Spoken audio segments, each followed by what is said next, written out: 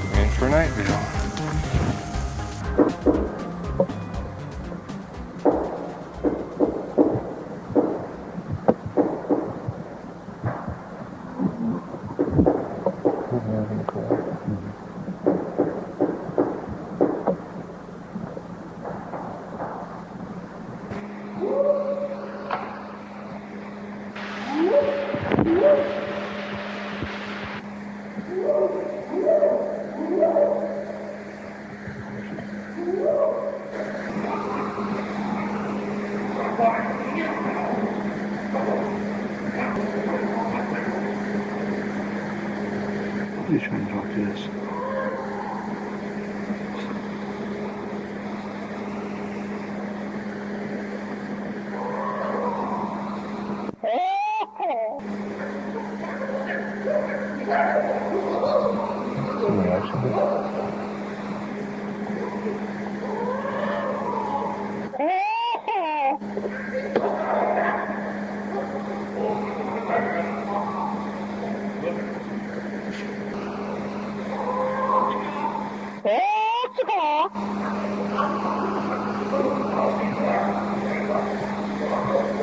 Like you're laughing at me.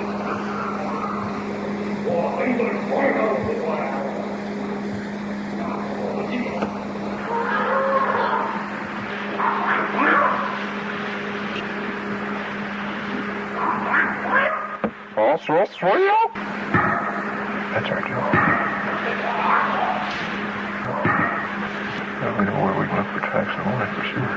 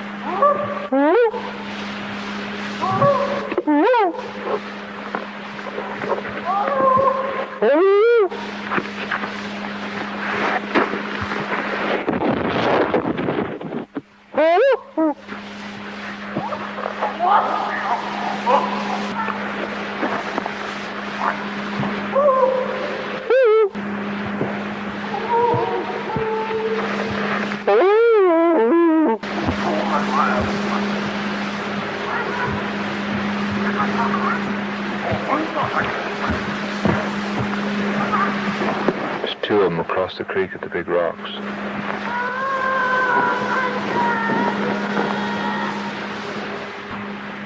It's a hard act to follow. He sounds like he talks to others and they talk to each other. Yeah.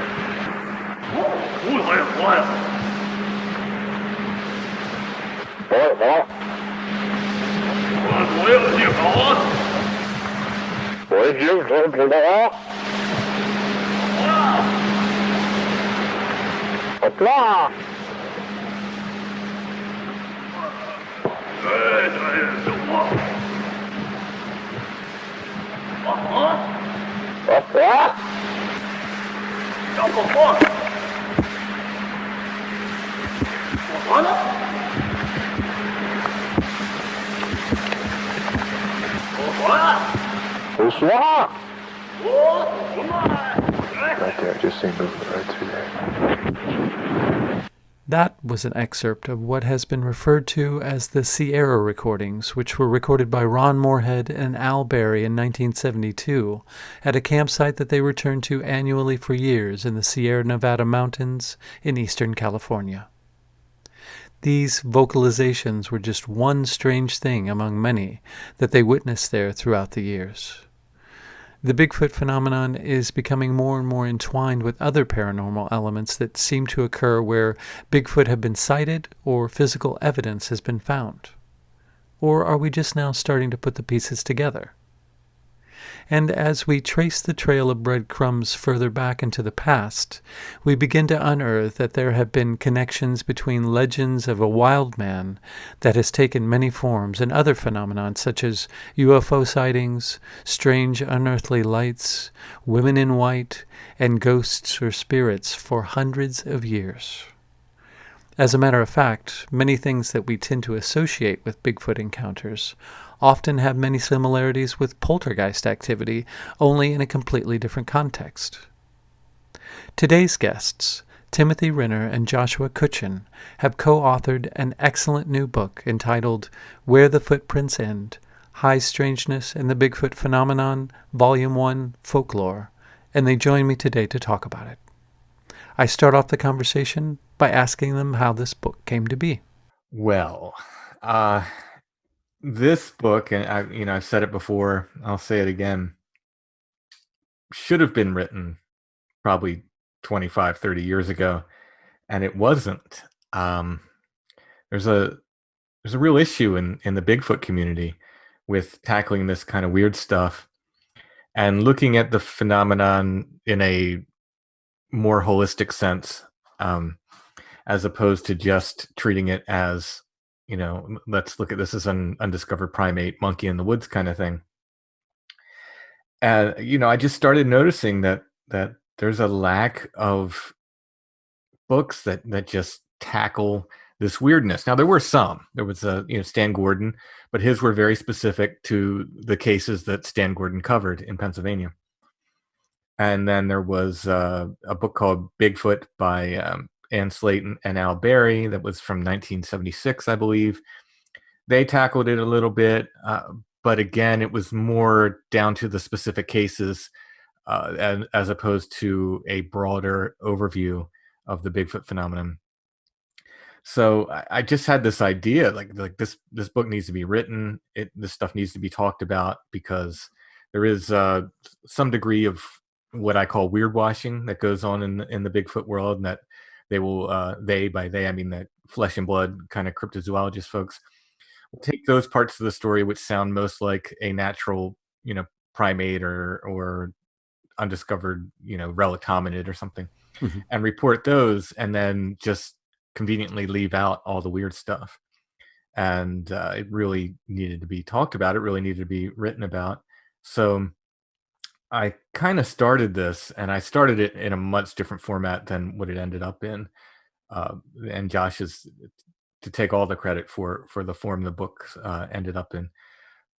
It was going to be a much different book, but it was also going to be something that was going to take me, I don't know how many. I'm sure there's a formula that where you get more than one person working on something, and it takes exponentially less time. It's not just half the time. It's exponentially less time. Sure. And just at some point I realized like this book isn't getting done, for a long, long time, for many, many years, unless I get some help. Josh had kind of just finished press for his book on the child abductions, Thieves in the Night. Mm-hmm. Almost forgot the title there, Josh, but I got it. Yeah, you got it.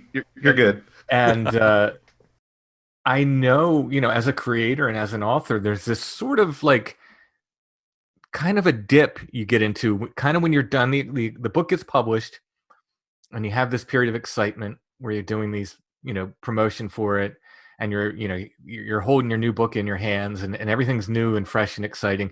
And then you do all the press, and that kind of dies down. And then there's kind of dip where it's minor depression where you're just like, oh, what's next? It's a refractory period. Yeah.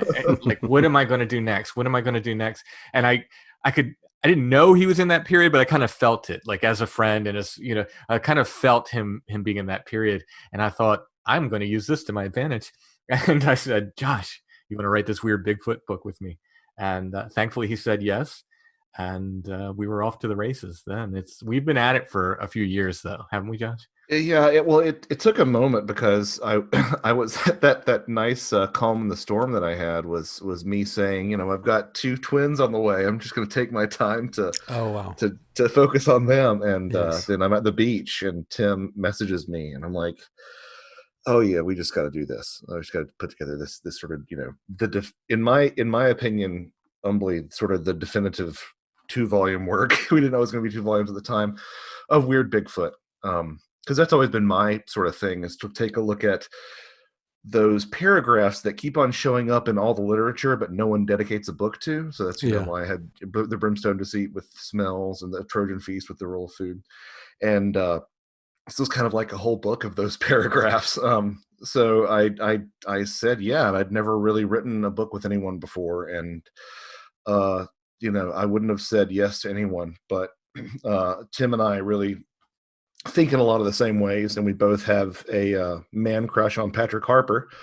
So that was half the battle right there. And I think for a while, Tim, I think we kind of toyed with the idea of literally not sort of assigning bylines for each chapter, but as it turned out, just the way that we have our own sort of ballywicks. I mean, I wouldn't want to necessarily throw Tim into a fairy chapter about the similarities between fairies and Bigfoot. At the same time, I am woefully underqualified to really talk about mystery lights or hex signs, two of the topics of the next book. To say nothing of some of the stuff that Tim came to me with that I thought was completely just made up, fabricated. I'm like, there's no way that that's a trend. And he's like, oh yeah, it is. And then he just he just came out of left field and hit me with some stuff that I would never have put together. So Cool. it's been kind of a series of happy accidents, to be honest. Sure. And go ahead. I wanted to, like, my original goal was like we would both write together everything, so he would send me his chapter and then I would add to it and I would do the same. And by the end we wouldn't know who wrote which, but that, again, at some point we just said this book needs to happen, and if we do that, it's just going to take longer and longer and longer. So it just became, I think, just more practical for us to kind of write our own chapters. I lied. This is actually my second book that I've done with someone else. I wrote an Alien versus Predator fanfic back in high school. The only person that was encouraging me to go into music in my high school, teacher wise, was my band director. And music is still my primary and first love, but all the other teachers were like, Josh, you got to write. So I found my way there eventually. It took a while, but I found my way there eventually. Thank goodness. Yeah, I think the whole thing, the chapters flow together really seamlessly. Oh, thank you. Thank you. I think it's just, honestly, it's very similar to the way that our knowledge bases, I think, complement each other really well. I mean, something that's been a huge deficit in my writing and research is my lack of field work, and Tim does that all the time. So to have him on board with this really, I think, gives it a nice shot in the arm. And we're both comparative folklorists. I mean, that's something we both love to do. Like, it's something we were doing separately, so it meshed very easily, I think. Mm-hmm. Did you tackle volume 1 and 2 as separate projects, or just one continuous thing, and then you just kind of split it in the middle? Yeah, it was originally going to be one book, and then we realized, like, this is going to be imposing. If we would have kept them together, it would have been circa 180 to 200,000 words. And it's interesting. I was I just finished compiling the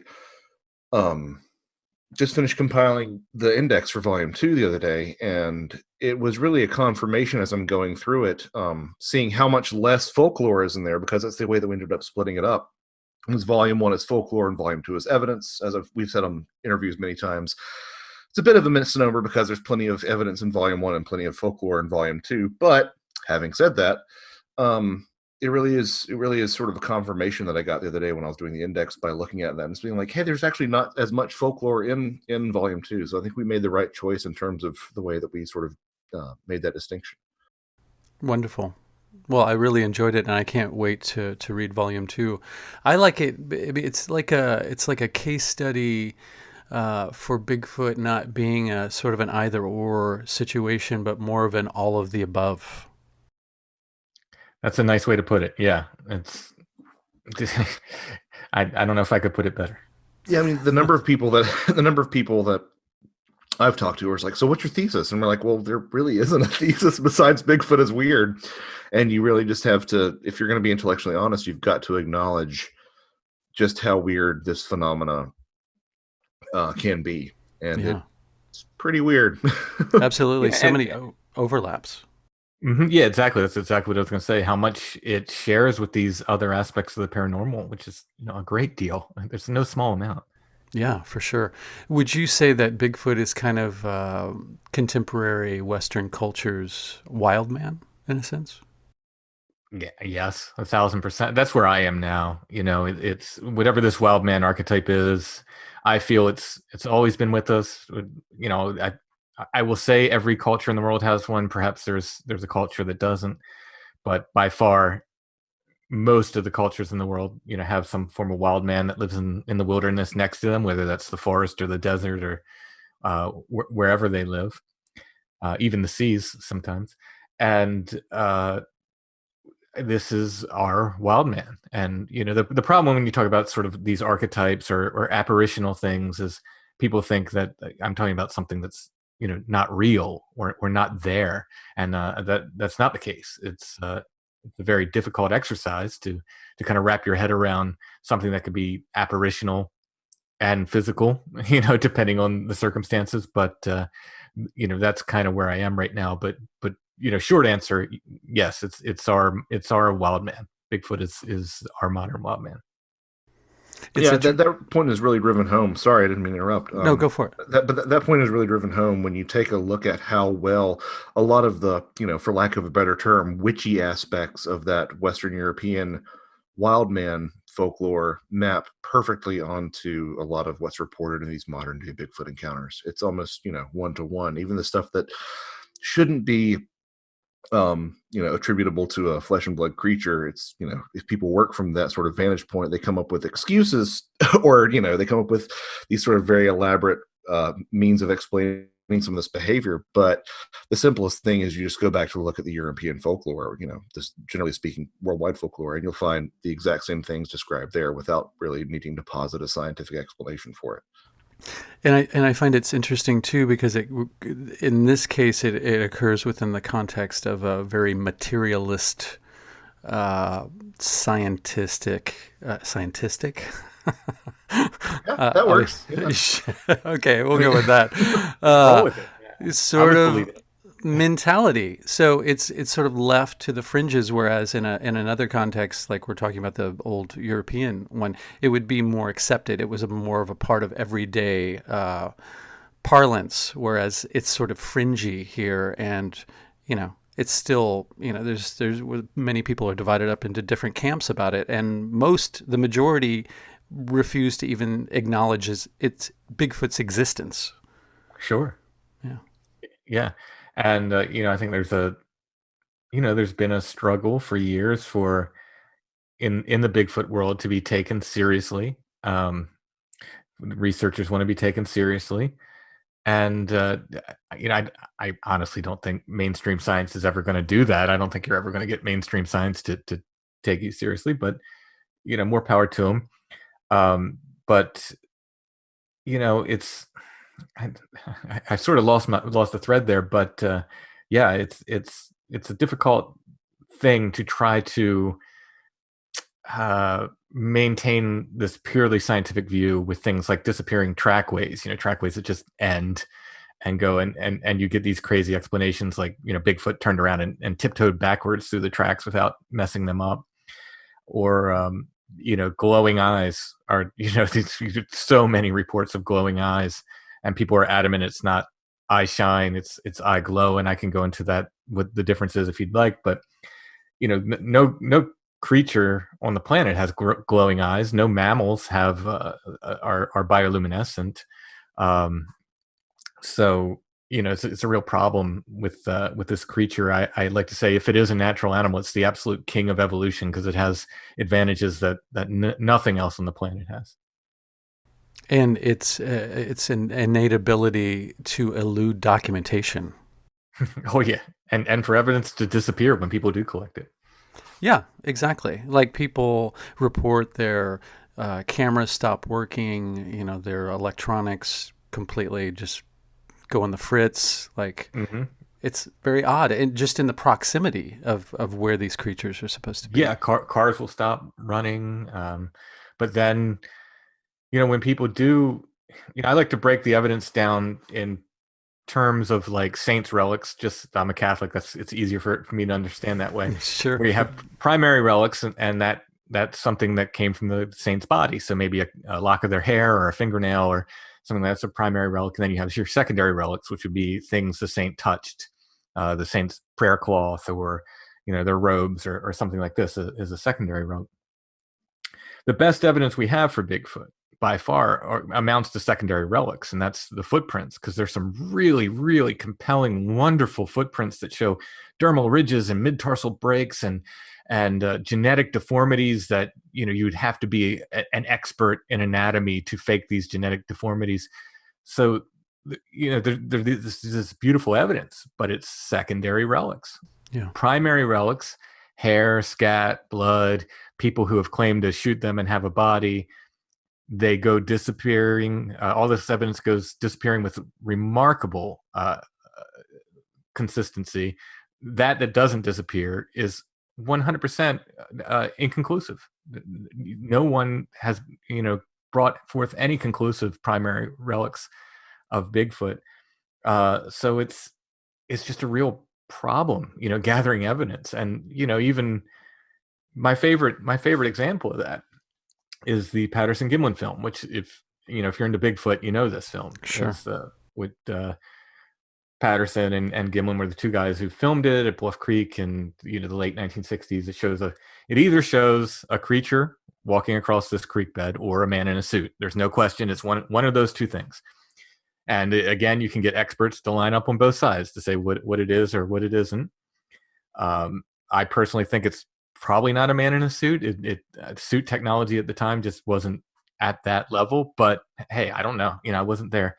But the original film is gone. This incredibly important original film worth millions of dollars. The original film is gone. There are people who claim it's in some warehouse or in a lawyer's office, or it doesn't matter. It's gone. We can't lay our hands on it. It's gone. We can't analyze it. I think, I'm not a film expert, but I believe I read that if they had the original film, they could tell what speed it was filmed at. And by that, then they could tell whether the creature in the film is like somewhere in the range of 6 feet or somewhere more like 7 feet tall. Now, still within the range of a human, but very, very, very odd to have a 7-foot tall guy out there in a suit. In any case, it would be valuable to have this original film. It's gone. Now, a guy, about 10, 15 years ago, this guy named Bob Hieronymus stepped up and said, no, it was a man in a suit, and I was that guy in the suit. Okay, where's the suit? Interesting. The suit's gone. He lost the suit.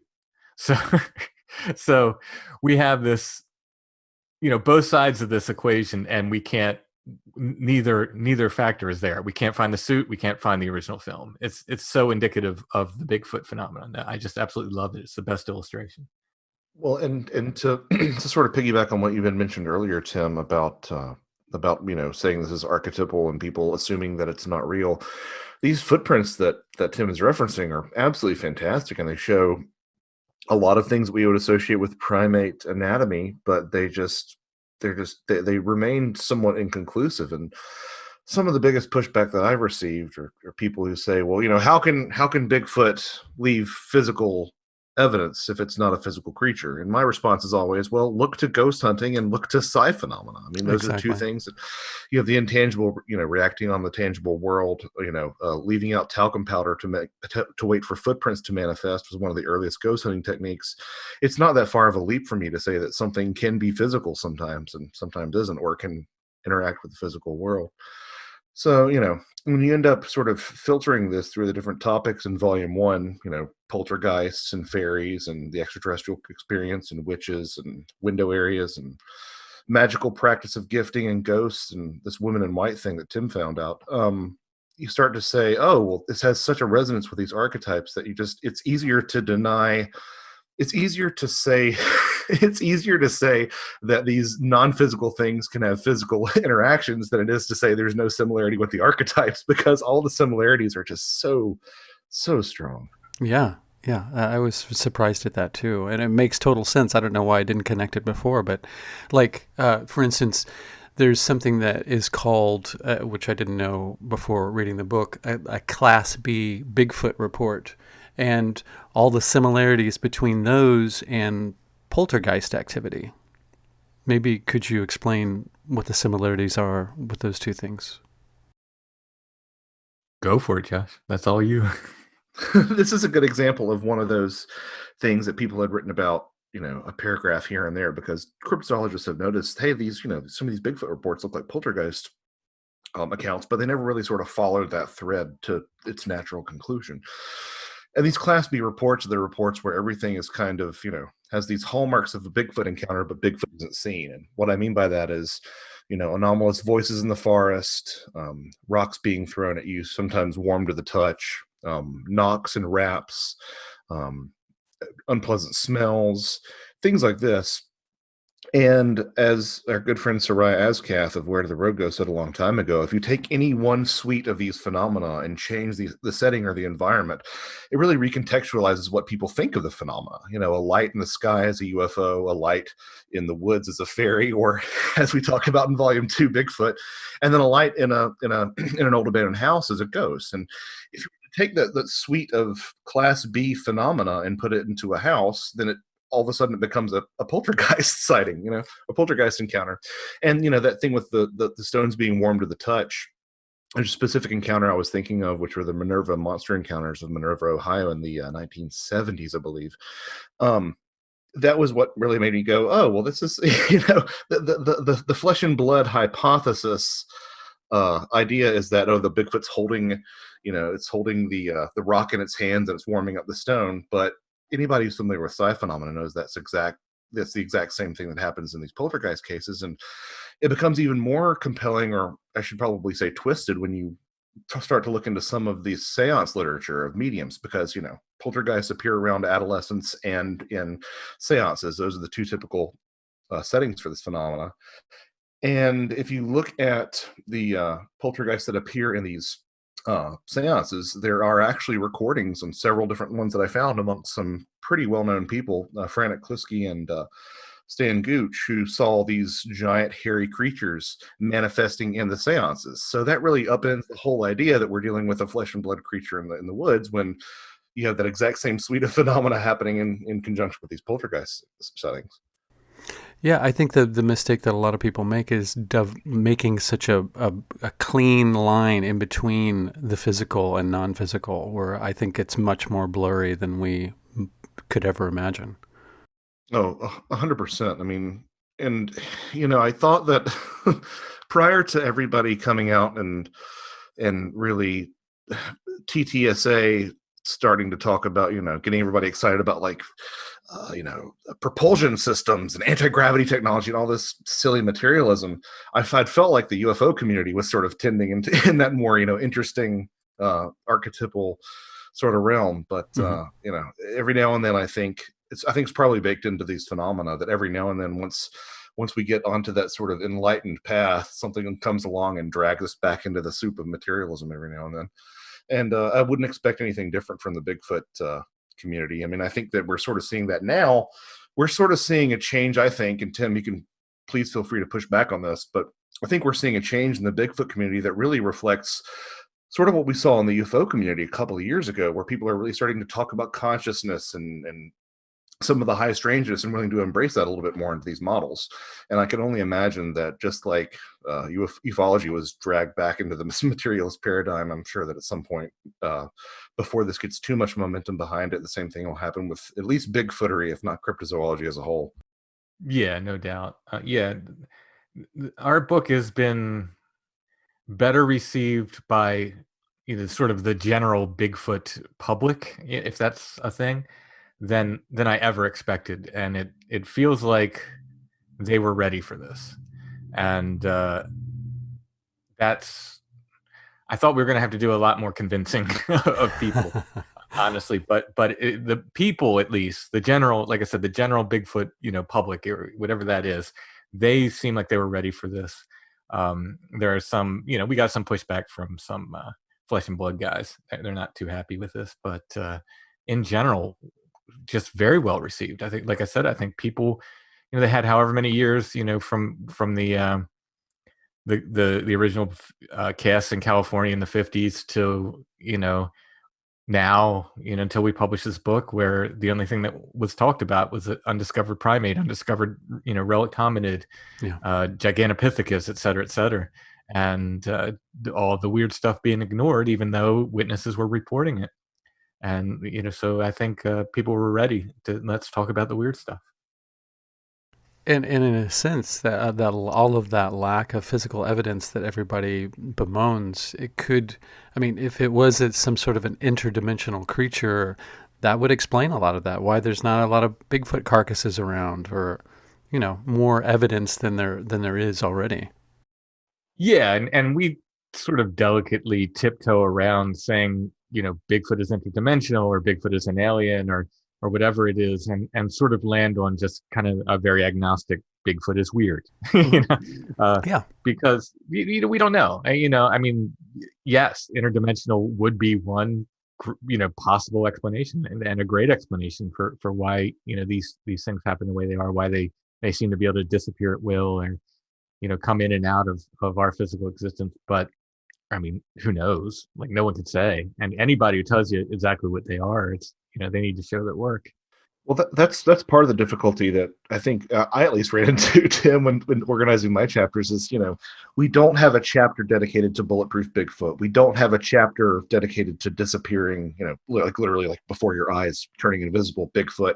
We don't have a chapter related to interdimensional Bigfoot, because really these things are so kind of common. They weave themselves in and out through these different chapters. Now, there might be, certain portions of chapters that are dedicated to some of these concepts, but really it's just more about how showing that these are common themes throughout, at least in volume 1, all this mythology and this folklore, and how, you just really got to see how this is recontextualizing itself for the now 21st century in new ways, but it's the same stories that we've been telling ourselves since antiquity.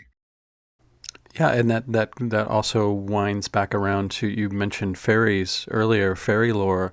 What are some of the similarities that you guys found between Bigfoot and fairies? Well, the biggest stumbling block that people have to get over is this idea that all fairies, absolutely must be these short little people and in their, overalls or whatever. And that's not the case. The fairy folk are a robust and taxonomically diverse set of entities that were not only shapeshifters but also size shifters. So there you sort of get over that stumbling block of comparing a 8-foot tall Bigfoot to a 2-foot tall fairy.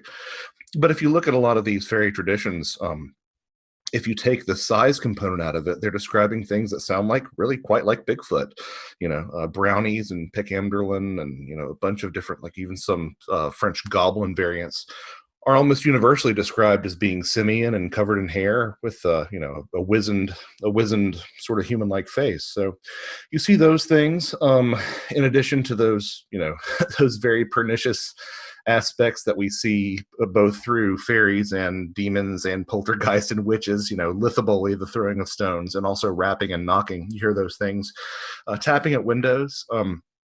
Something that really astounded me was the amount of sightings of Bigfoot in just the most absurd aquatic situations. Like, some stories I heard about Bigfoot being sighted both in the Gulf of Mexico and off the coast of Alaska, miles out at sea, which does not conform at all to any current understanding of existing primates. Not to say that it's not a possibility, but primates famously avoid water at all costs. Yet, if you look at the folklore for fairies, I think it was Claude Lecouteux, former Sorbonne professor of medieval history, who said that we can almost describe all fairies as sort of being genus loci or genus locorum of the water. To say nothing of the fact that some of these descriptions of mermaids are actually describing these people with hirsute bodies as well. And then you've got, the connections with the green man and that foliate motif, which ties into the woodwoes, which also could basically be like a giant, hairy Bigfoot. This recurring motif that you see in all sorts of, paranormal phenomena of these beings dwelling underground. Something that Bigfoot told me. Something that Tim told me about Bigfoot. I love that. Something that Bigfoot told me about Tim. Something that Tim told me about Bigfoot, and it's another one of those things where he just, texts me or throws something in Slack, and I'm like, really, you're really gonna go there? That I didn't think was a trend was the propensity of Bigfoot to be sighted around buried treasure, if not literally in some cases in some of his field research. Also, motivically, that number of Bigfoot sightings that happen around abandoned mines. So you still have that idea of treasure, of something being buried in the earth. Yeah. And, I'll be damned if that's that's not entirely the case. And, fairies were often associated with treasure. Fairy queens could show you the way to a hidden cache of treasure, or, famously leprechauns carried, treasure at the end of the rainbow. And you just keep on peeling back these layers and layers and layers of stuff, and it's like, oh, this is kind of just the level of resonances that you find are just astounding. Well, one more quick thing. Sure. A lot of fairies have rear-facing feet, which is not something that we associate with Bigfoot, but amongst, non-European wild man legends, especially those of Asia and the Himalayas and whatnot, you'll find certain Yeti variants that are described as having backwards feet. And also, fairies have, in a lot of folklore, I'm thinking of like the Skulksra and some other specific fairy folk, have these hollow backs into which they toss food, or in which they never want you to see the back of their body because they have this hollow back. And you'll find actually in believe it's in Bhutanese Yeti variant known as the Migoi, who was known as having a hollow back that it would throw children into. So it's like that's so specific. And for me as a comparativist, and for Tim as a comparative, for me, what I really like about that is that you can show, these vastly separated bodies of folklore that really paint the establishment into a corner, because it makes them have to acknowledge one of three things. Either number one, there was a lot of dissemination of folklore at a worldwide scale that the establishment doesn't recognize existed in antiquity. Number two, if that's not the case, then perhaps the collective unconscious is much more consistent and reified in terms of being brought into being than we assume. Or three, and of course my favorite, is that these creatures and experiences have some sort of objective externalized reality. But one of those three things has to be the case, and each one of them is absolutely astounding in my opinion. Absolutely. And there's also the UFO water connection too, going back to water, which ties in another phenomena with, that just seems to be some loose web that it connects all these things together, which I think is highly fascinating. A web is a fantastic metaphor, and one that I use quite a lot in the second volume.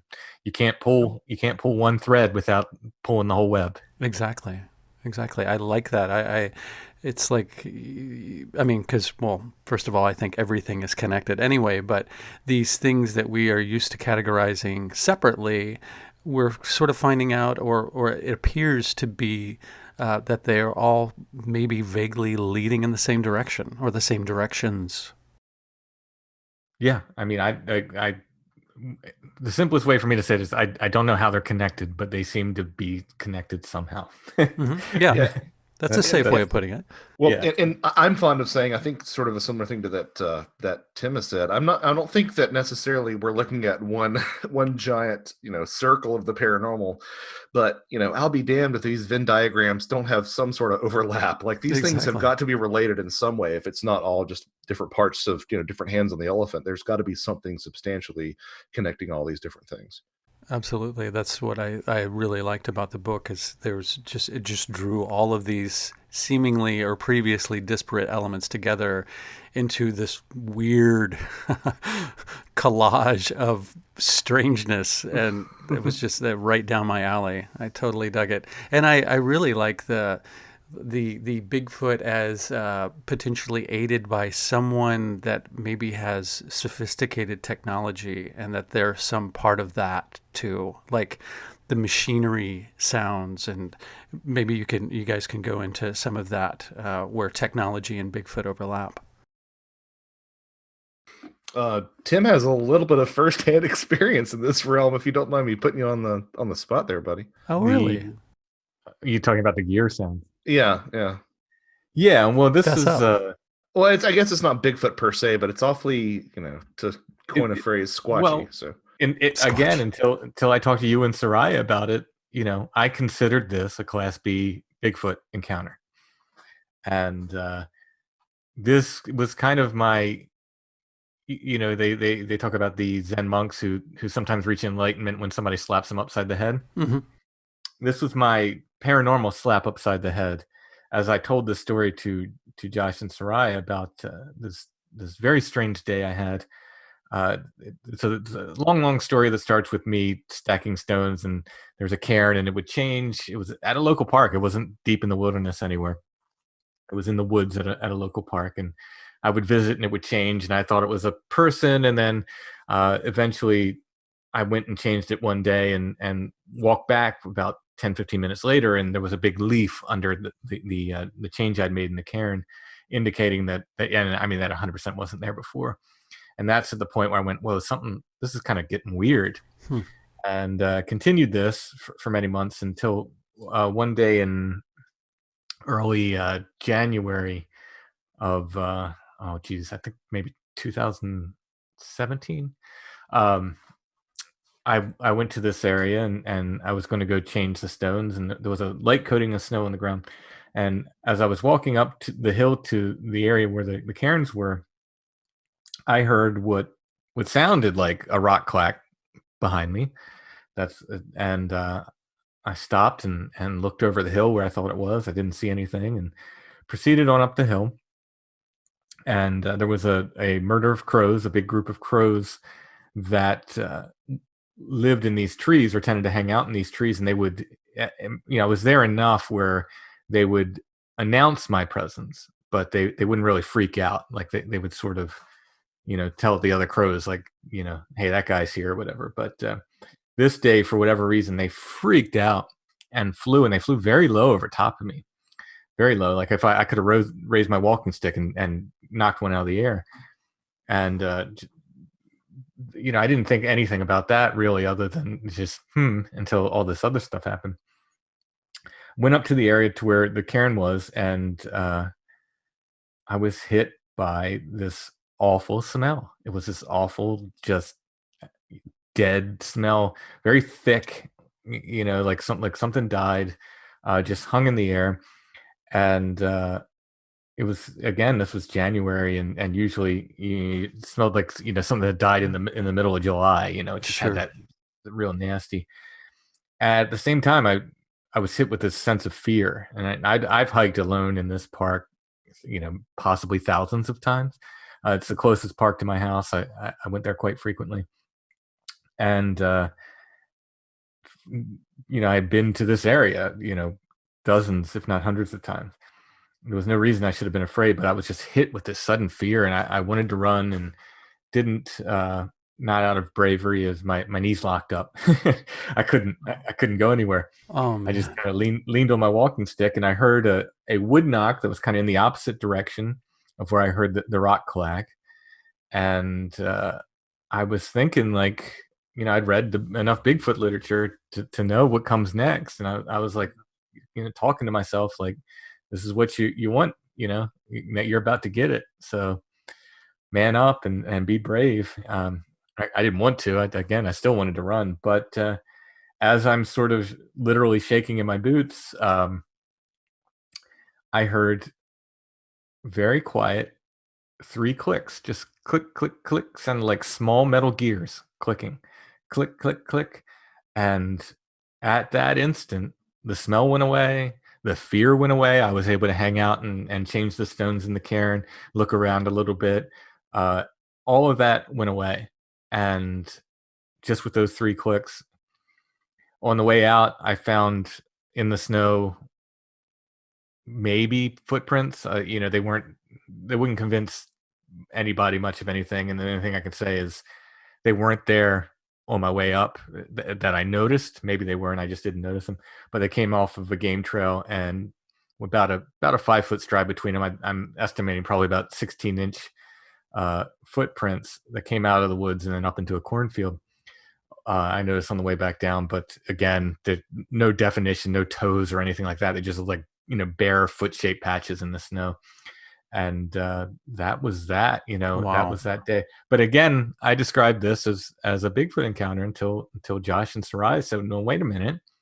If that happened in a house, you just said it was a poltergeist." And that was my slap upside the head. And probably really the real genesis of this book was probably at that moment, because I just, it just hit me. And I went, oh, something changed right there. Interesting. Yeah, that sounds like a very visceral experience. That's so strange that the frequency seemed to change after those 3 clicks. I wonder what that was. I cannot explain it at all. And I've had multiple strange encounters in said area since then. Not all of them positive at all, but and it just sort of reinforces, at least in my mind, that whatever's there may or may not be Bigfoot, but it's definitely sort of the spirit of place of that area. I don't know if it's a forest spirit or whatever, but it certainly acts like that as far as what's in the folklore. But those underground sounds of machinery have been reported in areas of intense Bigfoot activity, even as far back. Tim had mentioned Anne Slayton Alberry's book Bigfoot.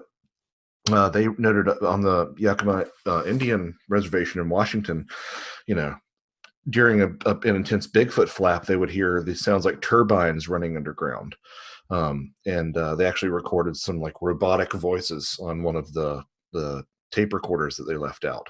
Wow. For a while. So, this obviously brings to mind not only sort of the things that you heard about around Skinwalker Ranch in Utah, Sherman Ranch, but also, stories of dwarves, delving underground, and the Cornish knockers and whatnot, hanging out in the mines. Yeah, I find that highly fascinating. And then, maybe somebody more conspiracy oriented might think that that's some sort of an underground base or something. Or yeah, of course.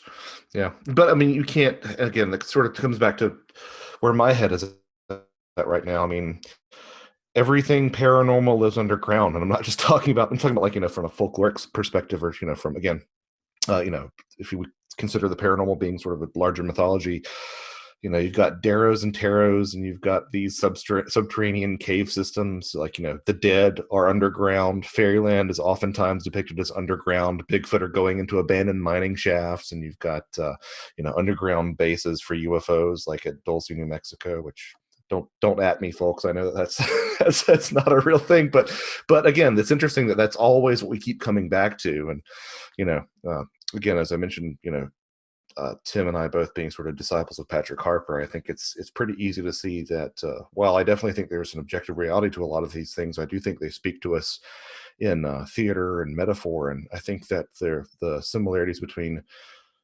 things being underground and also the shadow self lurking in the subconscious, I think is a pretty potent point of comparison to be made. Absolutely. Josh, have you had any experiences? I mean, just some light ghost stuff. I saw what I believe was the ghost of a young Confederate boy at Stonewall Jackson's house in Virginia. No one else on the tour saw this boy, but I did quite distinctly. I had a girlfriend who was into ghost hunting, and we went to Waverly Hills Sanitarium, saw some light phenomena, and had a door slam open in my face. I had... I was being being a complete tool on our honeymoon in the North Georgia mountains, and was like the last night we were there, drunkenly yelling across the valley, making Bigfoot noises. And the next morning, something had put a really large, like I would say probably 2-3 basketball sized rock right behind the wheel of my car. And I don't know what did that. But I've had like a lot of maybe stuff, I mean, Tim and I, when we were at his Site 7 back in, oh my gosh, Tim, that was April of last year. Holy cow. Yeah. Oh man, 2020, where'd it go? We got a nice little shuffle snort from something that sounded like it was on two legs, but again, nothing concrete. So I kind of tend to joke that I'm largely paranormal kryptonite. I had a little flurry of synchronicities about 2 months ago, but things have died down since then. So yeah, I do and don't want it in my Yeah, life for sure. various reasons.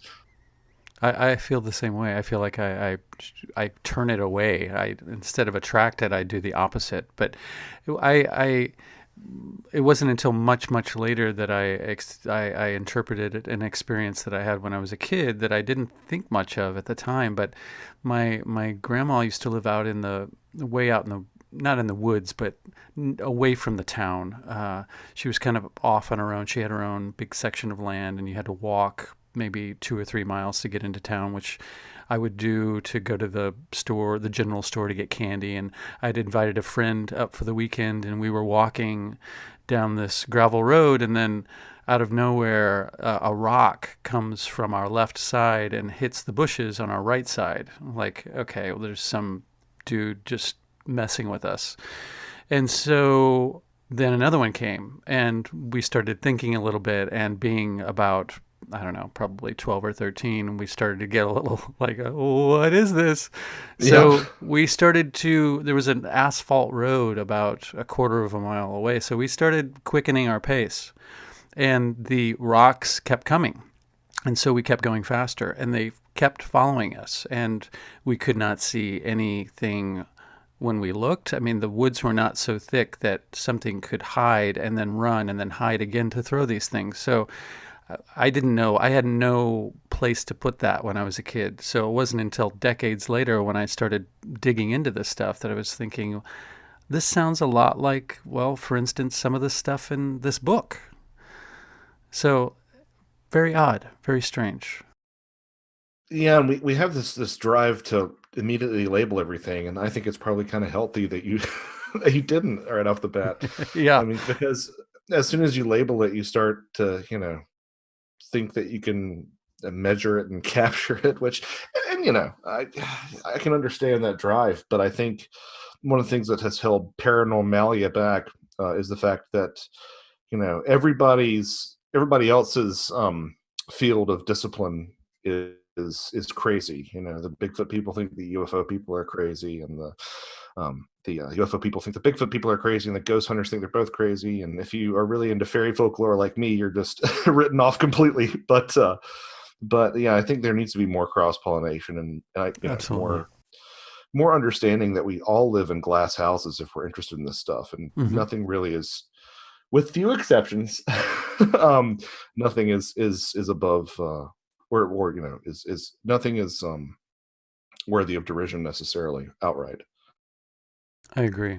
And going along with the comparisons of, say, with UFOs, you have missing time. With when people would get abducted by fairies, they would often come back, and a lot of time had passed when it seemed like they were only in fairyland or the underworld for a couple of hours. Do any of those? Does any of that happen in regards to Bigfoot encounters?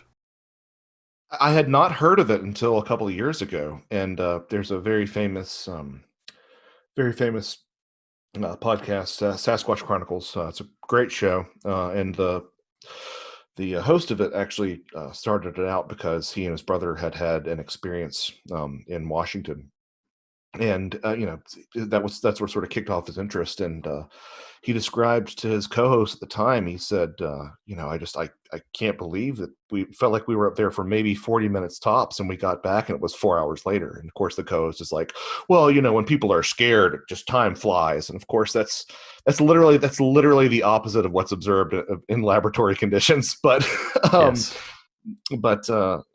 so there's not only that, but you also find really explicit examples of missing time as well. People who not only experience time dilation, this idea of time slowing down, but people who are on their way there's one case that we collected of someone who was on their way out of a tree stand after a Sasquatch had stopped, reached up 12 feet high into this tree stand and touched them on the toe. And somehow it took the person like, 90 minutes to get back to their car when it should have been a 15-minute walk. Crazy. Let's see. What was I going to? I had something in mind that I was going to. I'll just refer to my questions here until it comes to me. We can always turn Tim loose on women in white, because that's exactly what I was going to ask about. It's the most. So yeah, Tim, this is one of those things, and I know Tim's tired of hearing me say this because I've said it 1,000 times, but it's the absolute truth, and I keep on trying to have humble pie every time I do it, because this really shows what a good nose Tim has for this sort of stuff and these sort of connections. Tim said, "Have you noticed that people tend to cite these archetypal women in white around the time that they see cryptids?" And I'm like, what? Like, I've literally never heard of anything even remotely like this. And he gave me like one or two examples, and I'm like, okay, yeah, whatever. Like, that's, if you want to waste your time and go down that route, go ahead. And then he came back with like what I think is probably the best stand chapter in the book, connecting this archetypal woman in white to Bigfoot sightings, of all things. Hit us, Tim.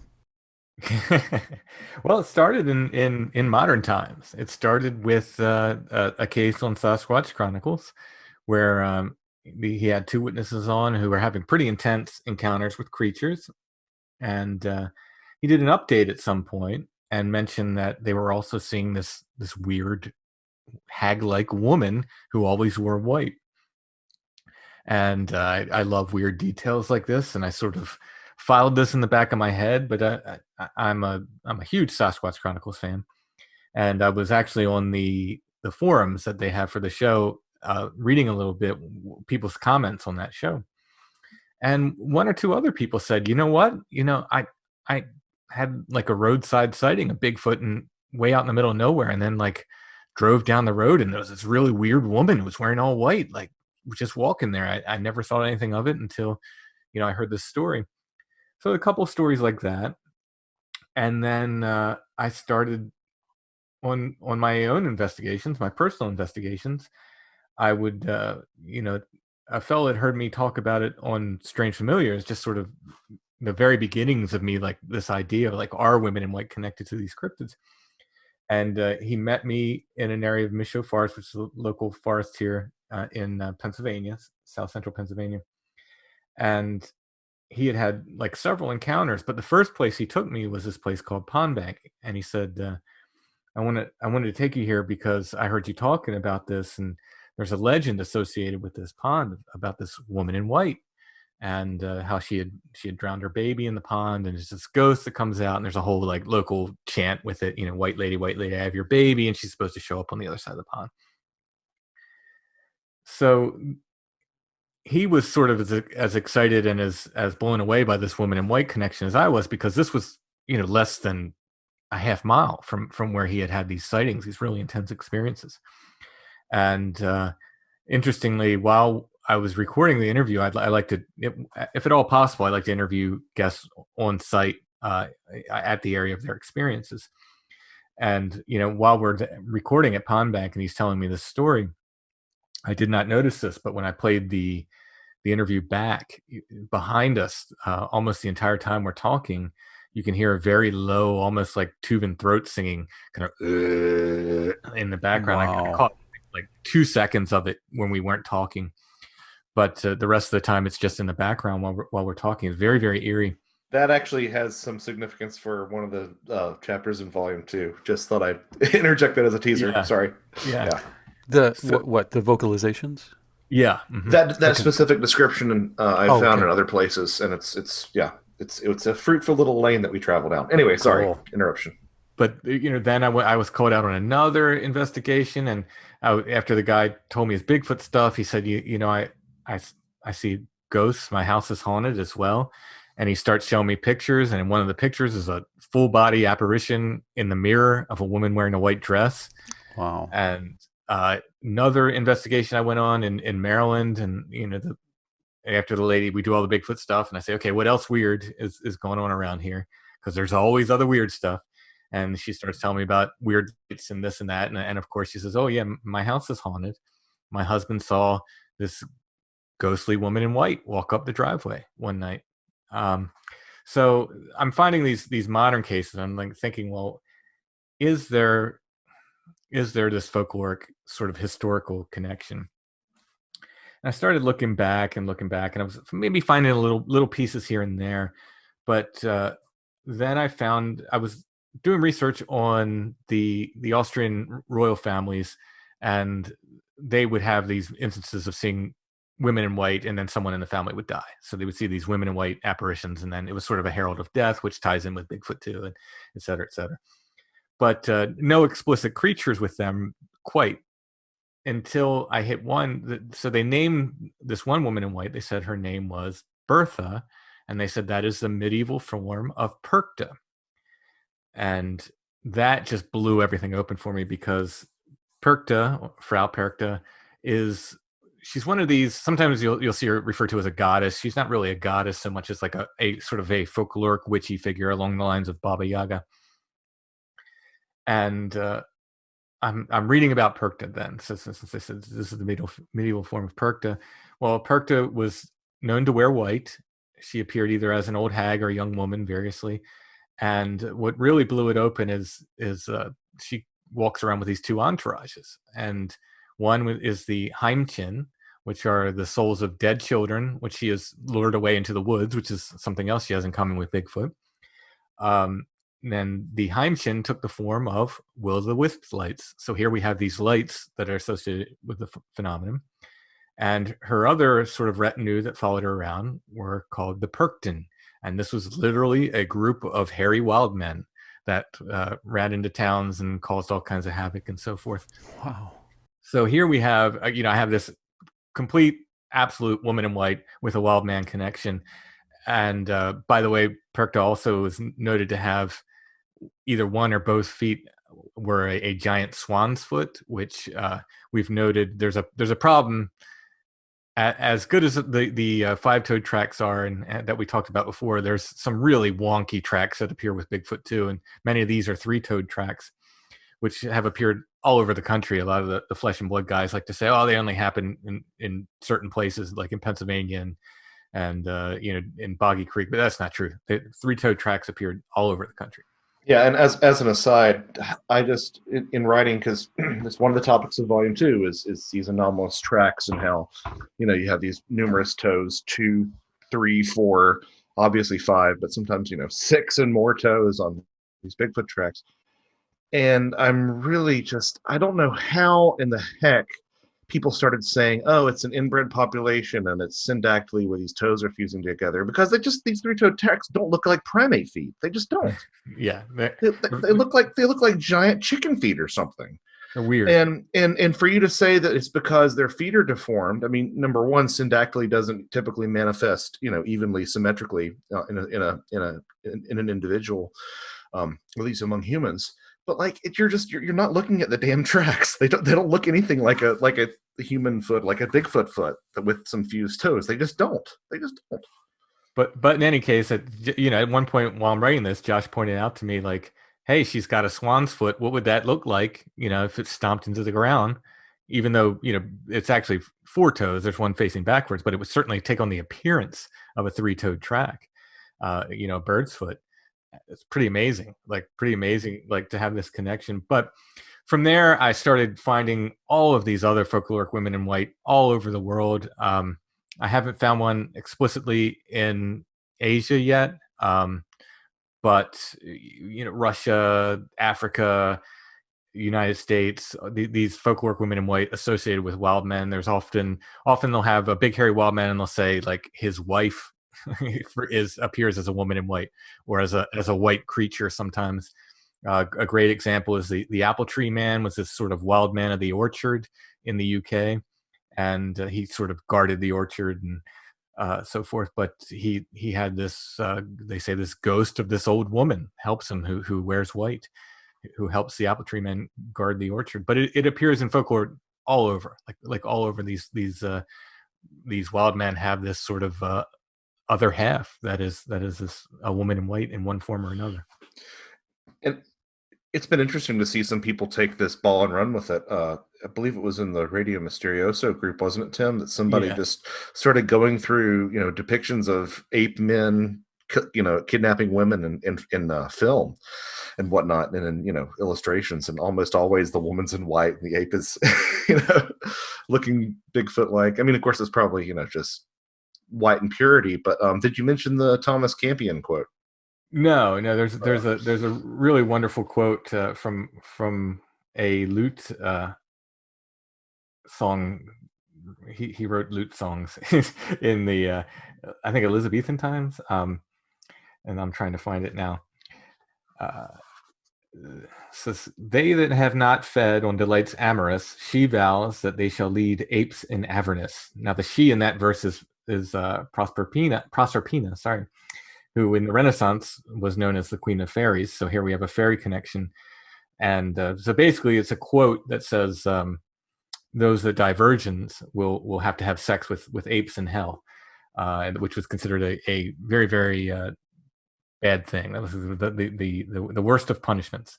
And you have this idea, of course, virginity is associated with white, and you have this sort of white women in white leading apes. And then thematically we found, a lot of very, very interesting sort of connections between that and different folk stories of women in white leading ogres or, goblins or trolls or whatever the local, hairy thing was. Interesting. And usually it seems like in the old times, or at least what you were just talking about, that would be a pure, I envision a pure younger woman, like a virgin or something like that. But you're talking about some older, like a crone almost, like somebody older and wiser and maybe a little rougher around the edges. Well, yes and no. I mean, basically this was, it was a very common phrase, in the Renaissance, and it was used, vaguely anti-Catholic phrase used because priests and nuns were celibate, and was kind of pointing out that, it started out as that, but then it became common usage, and eventually it was kind of like used by dudes in the bar to sort of like get laid, like, hey, you don't want to die a virgin, baby. This common phrase would have been known, but yeah, I mean, it was leveled more at your old maids, who are also, coincidentally or not, more often accused of witchcraft than young women. Sure. Interesting. Well, just briefly going back to the Tuvan throat singing that you heard in the background of the recording, have either of you seen the Missing 411 documentary? I believe it's the Hunters one, where these guys are talking about constructing this little structure that they would go visit every year to go on their hunting expedition, and weird stuff started to happen. And then one time they decided to record it. And these vocalizations are they're literally the eeriest thing I've ever heard in my entire life. Have you either of you watched that? I haven't, but I'm guessing that's the Ron Moorhead and Al Berry tapes. Al Berry, the guy who wrote that book, he was one of the people to record that. If it's the same things we're talking about, they had a little cabin in the Sierra Nevadas, and really, really intense, weird vocals, like really, really incredible stuff. And go ahead. Sorry, go ahead. No, I was just going to say we have it's basically this Tuvan throat singing aspect. It's overtone singing. You have a fundamental pitch with multiple pitches being sounded over it. And there have been people who've described that exact same sound in pretty specific and remarkable ways in other sightings. But my friend, this is also in volume 2, talking about some of these odd vocalizations. Our mutual friend, Ren Collier, who would be a great guest to talk to, a really smart guy, said to me at last year at our annual get-together that we have among me and my friends, he said, has it ever occurred to you that those Sierra sounds sound a lot like barbarous words in magical practice? And I'm like, oh, yeah, they do. And so that was another thread to pull on that really revealed itself through the Wildman archetype as another way that these vocalizations are just a reinvention of all these same old ideas. Yeah, and it didn't sound like just guttural grunting or something. It didn't sound random at all. It sounded like a language. Exactly. Yeah. Exactly. I practiced that in the shower. There's, and maybe this is one in favor of them being, there being a species out there, but a retired cryptolinguist from the United States Navy has listened to those, and like his job wasn't to know every language in the world, but his job was to know what constituted languages. Yeah, sure. And he said upon hearing it, like the first time he heard it, he was doing a project with his son. His son was doing a report. This guy wasn't even interested in Bigfoot. His son wanted to do a report on Bigfoot, and his son asked him, "What does Bigfoot sound like, Dad?" And he just kind of stumbled onto this to Ron Moorhead's site where he has these sounds up. And he said he listened to it and then immediately rewound it and listened to it again and immediately rewound it and listened to it again and turned to his son and said, "They're speaking a language." So, this guy's done a lot of work, and it's sort of above my pay grade. I don't know how you determine such a thing, but he said, he cannot tell you what they're saying, but he can tell you that they are speaking a language. It's so fascinating. So fast. And they didn't sound happy. The recording that I'm talking about. No, and it sounds terrifying. Exactly, which makes me wonder if that's the intention. Like they're basically saying, "Get the hell out of here." Those guys stayed in that little hut they made multiple times over the course of several years and did not run. And I don't know how. I mean, first of all, they were like 8 miles from anywhere, so you couldn't really run. But or shit themselves. Yeah. Which I certainly would twice. And Ron Moorhead went up alone a few times, it's just wow. Yeah. But the things that he heard at the Sierra camp too, I mean, well, and the things that he saw, some of this light phenomena that Tim talks about in volume 2, but he heard the sound in the middle of the wilderness of a car door closing. Which I've heard, by the way. I've heard that on 2 occasions out in the middle of nowhere. I've recorded it once. I actually have it on tape once. And that's something that Keel's talking about as being one of those hallmarks, those underreported hallmarks of a lot of paranormal phenomena, is the sound of a car door slamming.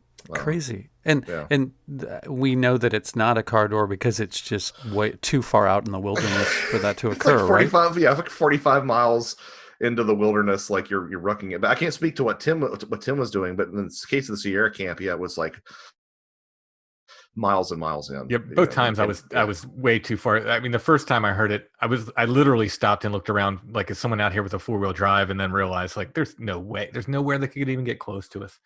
And the second time I was, again, just way far away from it where anybody could park. Just out of nowhere, just heard a car door slam sound. Crazy. Well, what I was going to mention before, but I lost track of, is that you guys talk about Bigfoot habituators, which I'd never heard that term before, which maybe one of you could briefly explain what that is before. Sure. That's, so I wrote a chapter on gifting, and the main way that people gift is what they call habituation, which is usually food. They will leave out for the creatures, and then they will get something in return. Usually, sometimes it's a dead mole, or a bird without its head, or something like this. Something food-like in exchange. I don't think anybody's eaten this stuff, but or sometimes they'll get things like rocks, or like broken toys, or found objects, or things like that. But the idea is that they are interacting with these creatures. Now, I don't think anyone's ever seen, short of the Green footage. Is that Mike Green down there in was that North or South Carolina, Josh? North Carolina. Yeah. North Carolina, where I think he had some footage of the creature actually coming up to the stump, right? The not infrared. What's the heat footage, right? Yeah, a FLIR forward-looking infrared. Yeah, I think he had like some FLIR, but even with that, he didn't actually see the creature like leave a gift or take a gift. So I don't think there's anyone's ever actually seen but it's presumed that these creatures are leaving these gifts and taking these gifts, and it is done a lot because the results are very interesting, very exciting, and you do get results. I mean, people often get results, but the flesh and blood Bigfoot guys were, literally saying, "Don't do this because Bigfoot will become, in terms of food, Bigfoot will become dependent on these calories." Yeah. Well, that's what I was going to mention too, and how this ties into other phenomenon also, because people also leave offerings for the little people, or Well, there you go. Yeah. Exactly. and they also say again, don't stop, or bad will Right. come to you. Yeah. And Santa Claus, one of the original wild men. There you go. Yep. Yeah, we leave cookies and milk out for Santa, and we get gifts in exchange. I mean, it's plain as can be. It's still done today. But a creature this size with a big brain, if you're leaving him a Twinkie on a tree stump, you're not making a dent in his caloric needs. Like, it's silly to even think about that. I had other people tell me that it's not about the calories, Tim. It's about the flavor, and there's a hierarchy of needs, and calories come way before flavor. So one does not tend to go berserk because they don't have the flavors they want. You need to fill the needs of your calories first before But in any case, they suggested planting a Bigfoot garden closer to the woods from your own garden. If you're having trouble with Bigfoot coming into your garden and taking your vegetables, you plant a Bigfoot garden, and then Bigfoot will take from that garden and not take from your garden. Well, this is not how any other natural creature in the world works. Anything, especially something that size with a big brain, is going to be a caloric opportunist, and it's going to say, "Oh, now I have twice as much garden to take from." So that it makes no sense. Like, how would it know? How would this creature know what you're leaving out as an offering, what you're just leaving out by accident, if it's just a wild creature? So it very much maps onto, as you already said, this sort of spirit gifting idea that, and I believe that's 100% what's going on here, and that's why things get bad when you stop leaving the food. Yeah, and it seems like there's some degree of intelligence happening too, because they definitely draw boundaries. They're not just walking, well, maybe in some circumstances they are walking to people's houses, but generally there's not a whole lot of confrontation. It's usually very sort of passive aggressive, not always, of course, but they could really wreak some serious havoc, but they don't. They choose not to. They do it in measures, which I find fascinating also. Yeah, and what they do tend to do is, you get these weird reports so they'll come up and they'll slap people's houses. Yeah.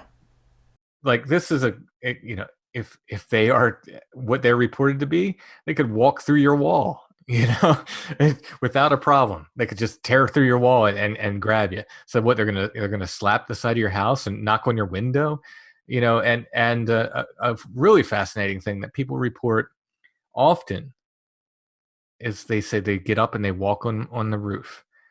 Now, again, maybe it's happened. Maybe somebody's found roof damage from a Bigfoot, but I haven't run across it. In all these stories that these people report, Bigfoot getting on top of their roof, I've talked to witnesses. They had tiny little houses, and they're telling me Bigfoot climbed on top of their roof and walked around.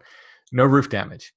But you get this with these other folkloric things, these weird notes of these different creatures from, going back into Germanic folklore and stuff. For some reason, they'll note, hey, this creature gets up on top of your roof. That's what it does. And it's like, what a bizarre thing to note. What a bizarre feature, to just randomly note that these supernatural, these folkloric creatures get on top of your roofs, and so does Bigfoot. Yeah. Tapping on the sides of your house and your windows after you drive 50 miles away from irritating them, as in one story. Right. Yeah. And the idea was that Bigfoot somehow urinated on the bumper as a chemical marker, or my favorite one is that Bigfoot played a game of telephone with other Bigfoot clans so that they would harass the guy that ticked them off. It's just but it's interesting talking about these habituators. They're always the ones that tend to have the really strange stuff happening, which so you'll run into a lot of people, and to somebody that this is a theme that Tim pointed out, is that, the people who have a one-off sighting, like a roadside crossing or a hunter that sees them in the woods, are often the ones who will be like, no, it was a flesh and blood creature, it was a giant ape, whatever. But just like with hauntings, if something is tied to a place, that's when things, it's when the high strangeness really creeps in. Um, and not only with the gifting, but with a lot of this, sort of actually explicit poltergeist phenomena. There's one person that we talk about, I can't remember if it's in volume 1 or volume 2, but someone that Tim interviewed, who was seeing like astral Sasquatch in his house that were leaving like impressions of footprints in the in the carpet and stuff. Wow. People that aren't, obviously you hear that and you're like, was this person crazy? But people with some degree of credibility behind them, it's really astounding. That's amazing. And then there's a whole lot of shape-shifting and strange sizes and not only appearing and reappearing, but getting bigger and smaller. That's a recurring theme too. Well, even if you take witness reports, I mean, if this is one species we're talking about here, everything from 3 foot tall, well, even smaller. I've got some Albatwitch reports where they say they're 6 inches tall, but say, let's go on the taller end. Everything from 3 foot tall to 12 plus feet tall, even 20 feet tall. I think we have some reports of just extreme heights like that, but everywhere in between, things with snouts like baboons or faces like humans, and everywhere in between, faces like what other animal manifests, in such a different way, like all over the country, these different reports, they look differently. Some of them are slight of build and thin, and others are, built like linebackers. It's wild, just like all the different reports, which, I think easily walks into shapeshifting, which, Josh, you did a little bit more on that. Well, it's one of those things, they invent all these elaborate subspecies without once stopping to say, oh, but this taxonomy really maps onto the fairy folk, phenomena, where you have mermaids and ogres and trolls and leprechauns and the banshee and the fairies themselves. They never stop and say, oh, this looks just like the number of extraterrestrials that are supposedly visiting the planet. They never stop and say, how many demons did Solomon use to build the temple? They never stop and see this elaborate taxonomy as being reflective of the paranormal as a whole. So yeah, we touch on shape-shifting a little bit in volume 1, especially size shifting, which, is a very common aspect of fairies. There's one story from Scandinavia where a changeling that was substituted, a fairy changeling, actually stretched and stood as tall as the house. So again, that sort of eliminates that problem of fairies being short and Bigfoot being tall. But we go into shape-shifting even a little bit more in chapter 2 of Bigfoot shape-shifting into wolves. There's a great story of these people who these ATVers who see a Bigfoot walk into, the center of, walk over their ATV track into the center of the woods, and they sort of extrapolate their route, and they know exactly where it should be coming out on the other side of the woods. And they get to the other side of the woods, and there's this guy standing, leaning up against a tree, like a 50s greaser, and he's like, the ATV track is all muddy, and he's wearing these canvas boat shoes that are white and they're pristine, and he's just standing there sort of smoking a cigarette, and he's like, yeah, I live just over there. And they turn to look, to the woods, both of them, and when they turn around, he's gone. Do I believe that story? I don't know, but it's consistent with not only the fact that some people see Bigfoot shape-shifting into all sorts of things. It's very common for people to say that Bigfoot can shape-shift into like logs. Like supposedly there are reports of people that are observing Bigfoot through a hunting rifle scope, and we'll see other hunters walk within 15 feet of these things, and they just don't recognize it because they look like a log, which is a level of texturing that is that's like cephalopod level of camouflage. Absolutely. But it's completely consistent with these wild man mythologies, where wild men were size and shapeshifters. There are even some things that you can find in some of the wild man literature that talks about the wild man sort of deriving its shape from what's inside the person's mind, which gets back to, one of my favorite ideas about this is that we're sort of co-creating this experience with this other intelligence as we interact with it. Yes, exactly. I was going to bring that up too. Everybody sees a different version because they're collaborating with what they're seeing. Yeah, it's like a more positive version of the unknowable Lovecraftian creature. Yeah, Yeah, yeah, yeah. One of absolutely. my favorite Bigfoot encounters ever, and I was lucky enough to have the guy on my podcast, and he was described this very kind of idyllic youth where he grew up next to this patch of field, and I believe it was either Oregon or Washington. I think it was Washington, and they didn't think about Bigfoot. He said they didn't even know anything about Bigfoot when he was growing up, and but they played in the woods every day and went in the woods one day with his friends, and they said they just got this kind of a weird vibe, but they were there every day, so they kind of pressed on. And he says he sees this they come around, there's this tree, kind of this felled tree that was across the trail, and on top of this tree is this giant white hairy creature, which they called the beast. They didn't know Bigfoot at the time. He said they weren't aware of Bigfoot stories. And this creature hops down, and he gets this very like almost protective feeling from the creature, like the creature was saying, like, don't go back any further in these woods, they're not for you today. And so they turned around and ran. He didn't get a negative feeling from it at all. He just got that it was there to warn them, or to stop them from going any further. So years go by, and as an adult, he starts getting into Bigfoot and thinking about it. And of course, I think I saw Bigfoot. And he's lost touch with his friends. He was there with two of his friends. They were same age kids as him. They were like around 12, I think, 10 or 12. And he contacts his one friend, and he says, remember that? Do you remember the beast? And the guy said, oh, yeah. And the other guy said, that thing was evil. It wanted to get us. And he said, well, what do you remember? What did it look like? And the guy said, it was pure black. Wow. So here we have two witnesses they can agree they saw a big hairy creature come down out of that tree. One saw one that was pure white and gave him a positive vibe. The other saw one that was pure black, and he described it as pure evil. The third witness, by the way, saw nothing, which is amazing. Doesn't remember seeing. Yeah. That's crazy. Wow. Yeah. Well, and that is absolutely one of my favorite Bigfoot encounters of all time. Yeah. It just says so much about the phenomenon. And Absolutely. this concept doesn't get a lot of love because it obviously undermines the objective reality of these things. But it's not uncommon to hear that in UFO sightings, where 3 people will see the UFO and 2 won't, or they will disagree quite strongly on what was there, which does again imply that there is this sort of personal component that we're, in the words of my friend Greg Bishop, bringing something to the dance. Yeah, and just like you mentioned, but with seeing the ghost of the Confederate boy, nobody else saw it, but you did. Yeah, exactly. Yeah, that's very interesting. And then there's another overlap that I was fascinated by was something that you always also hear in fairy lore and sometimes in ghost lore too, is music and singing often accompany encounters. What are some of the ways that is manifested?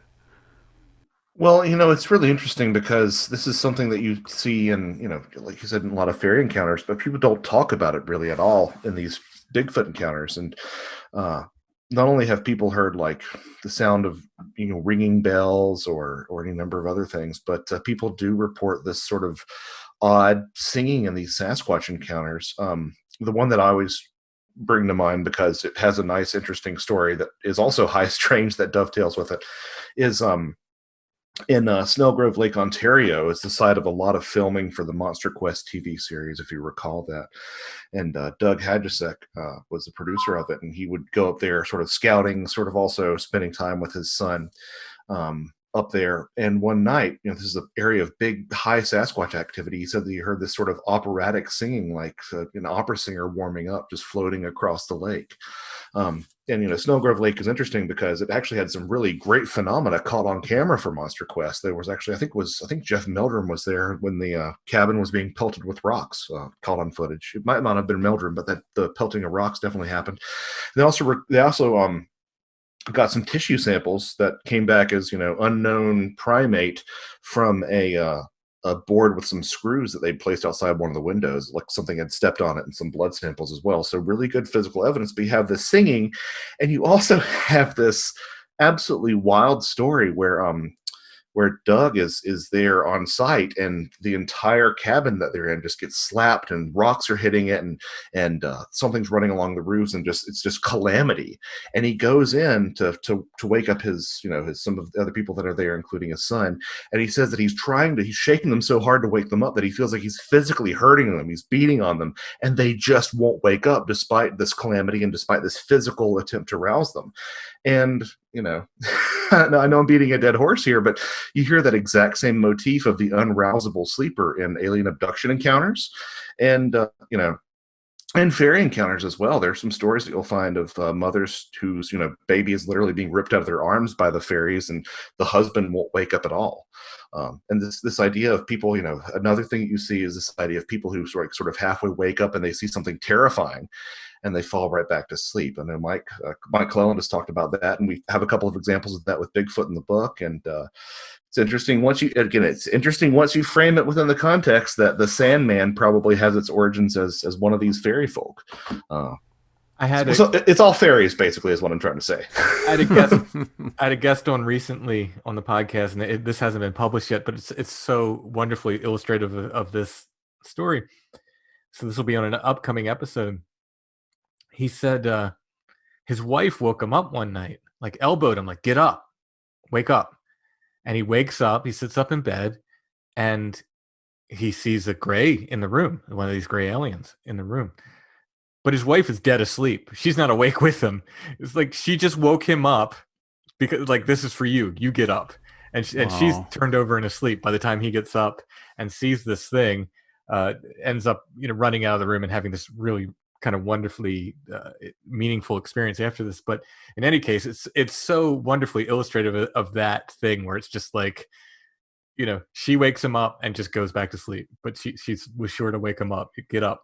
Yeah, and if you wake up and you see an effing bear outside your campsite, you're sure as heck gonna sit up and take notice, But no, you see an 8 foot tall ape man with glowing eyes, you just put your head back on the pillow.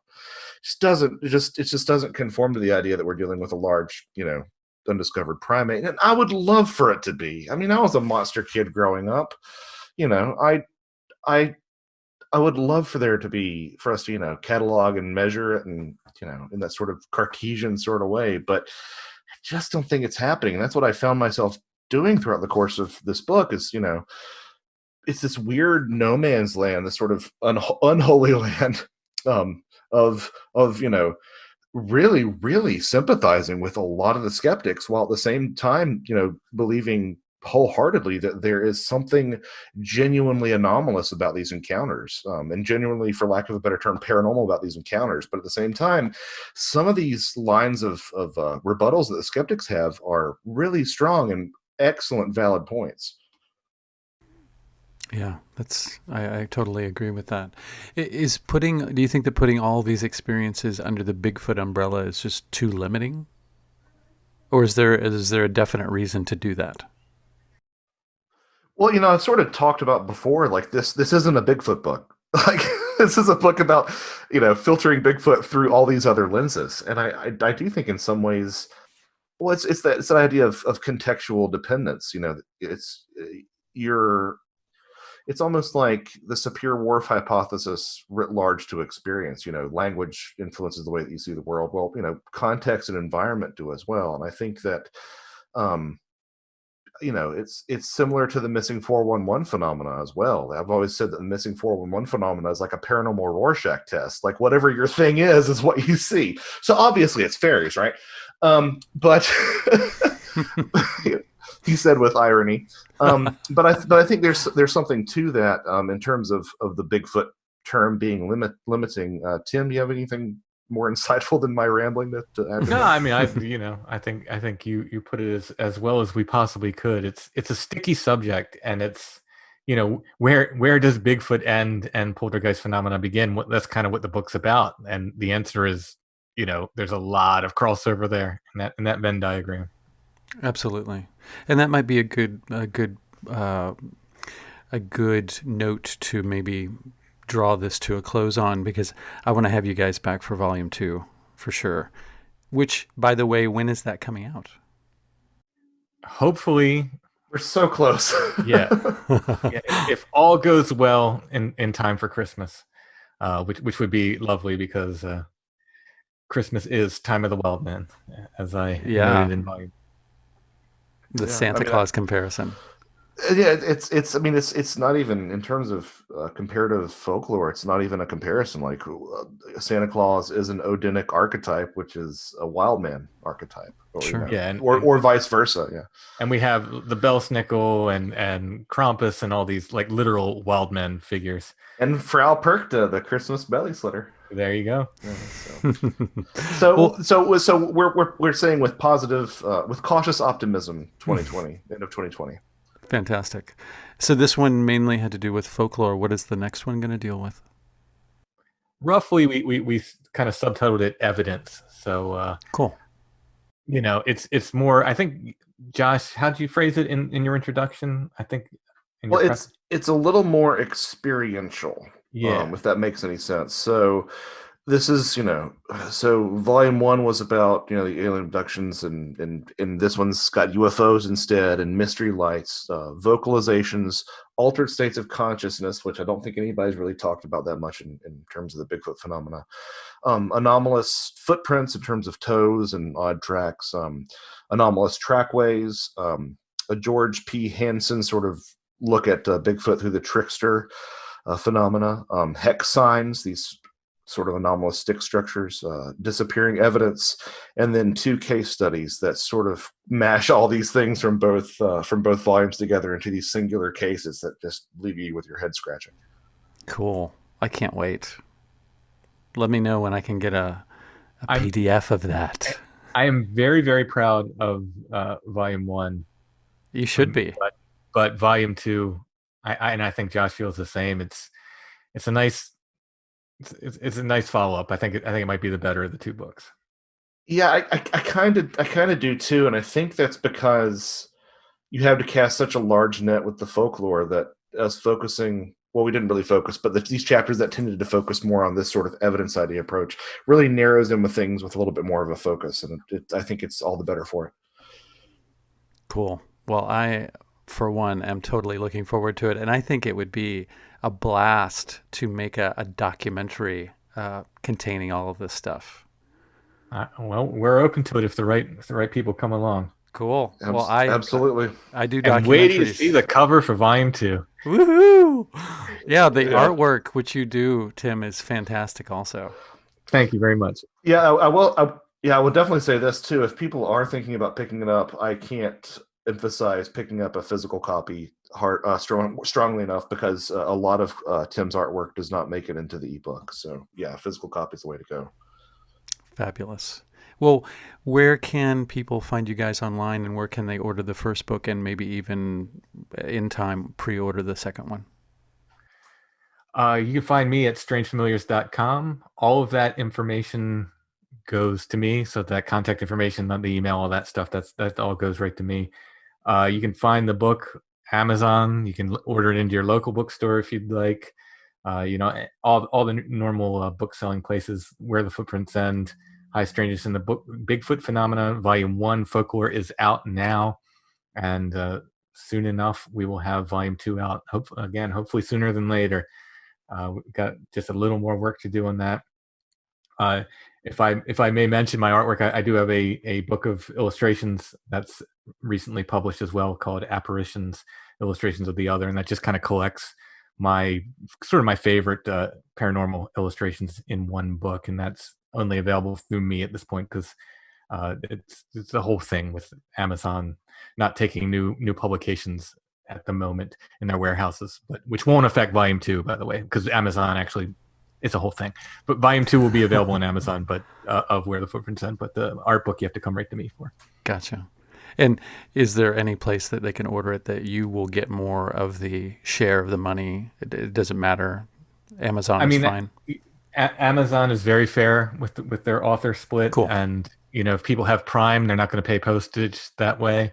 If you're welcome to get it directly. But I have to charge you shipping because I'm not Amazon.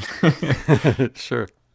But and then hopefully if we have enough time, we will do a book plate. There was a problem because I'm in Pennsylvania and Josh is in Georgia. And there was a problem where people wanted it signed by both of us, and of course, we're not in the same place. So you either have to buy the book from one of us and ship it to the other and pay for postage back, or do some kind of gymnastics as far as that goes. But we're going to make up book plates that Josh and I will both sign that people can put in either or both volumes if they'd like. So right now you have to pick your favorite author. If you want to get a book from Tim signed or a book from me signed, right now you have to pick and choose.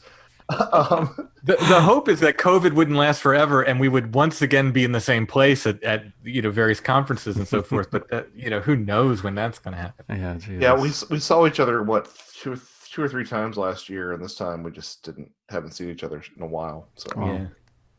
Well, where can people find you online, Josh? JoshuaCutchin.com, JoshuaCutchin.com.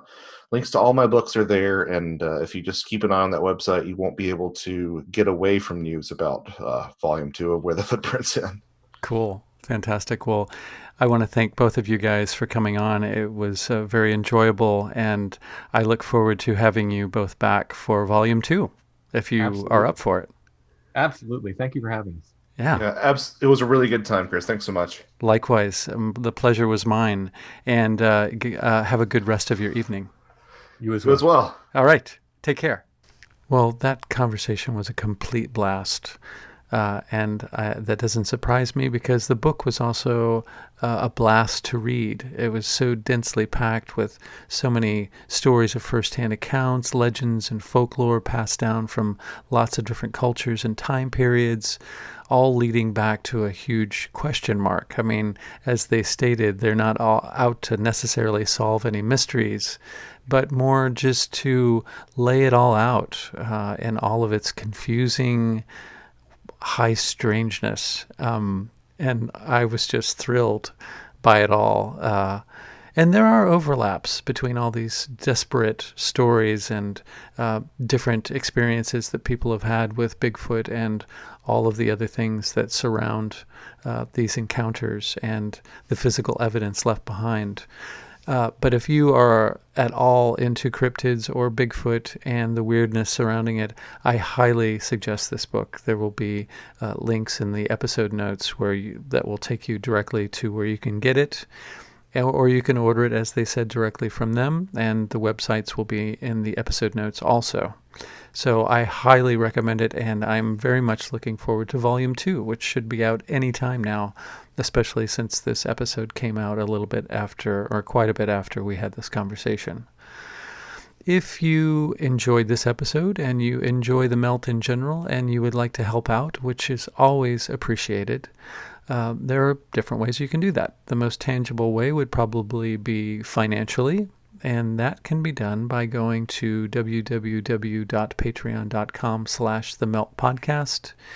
And there you will find ways to contribute anywhere from $1 up, depending on what you think this podcast is worth to you. I put a hell of a lot of work into it, and it is something that I'm very passionate about. And I wish that I could put out more episodes. And hopefully the time will come where I can bring in enough income where I can shed my daytime job, or at least go down to part-time, and concentrate more of my energy on this, which is more of my true love. Absolutely. So you can do that. And if you don't have the funds, I totally understand that.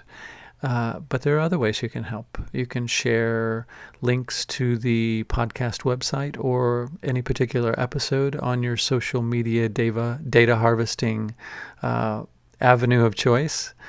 That's always very helpful. You can also go to wherever it is that you subscribe to this podcast, iTunes, Google Play. I guess iTunes doesn't exist anymore, does it?